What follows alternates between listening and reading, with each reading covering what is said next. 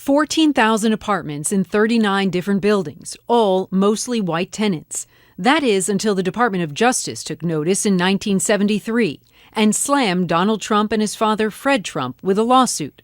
Trump management was charged with discriminating against African Americans and breaking federal law.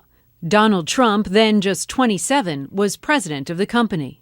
The Department of Justice accused the Trumps of violating the Fair Housing Act, arguing they were turning away renters based on race and color. Who tipped them off?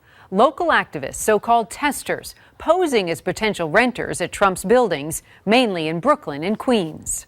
Elise Goldweber was a lawyer for the DOJ's Fair Housing section at the time and was called on to handle the Trump case. When the black testers came, they were shown, they may have been shown apartments, but were told nothing was available. Whereas when the white testers came, yes, there were things that were available. That would be the norm.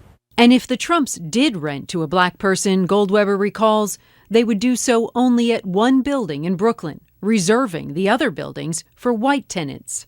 That the white people would live in Trump Village and the people of color would live in Flatbush. And according to the Justice Department, they even had a secret coding system to do it, a racial code. Here's how. Some of the applications were marked with a C, which we learned that it meant colored, so that the prospective tenants who had come in were noted to be colored.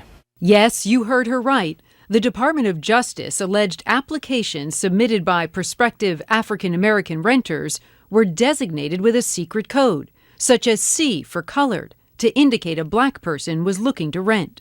In true Trump fashion, Donald Trump hit back, calling the government's accusations absolutely ridiculous, and telling the court, "I have never, nor has anyone in my organization ever, to the best of my knowledge, discriminated or shown bias in the renting of our apartments." Trump's lawyer said the government's suit failed to give names, addresses, or specific incidences of discrimination. Claiming the lawsuit caused substantial damage to their business and reputation, Trump took the most unusual step of suing the Justice Department for defamation, seeking $100 million in damages. But that countersuit was tossed out by the judge.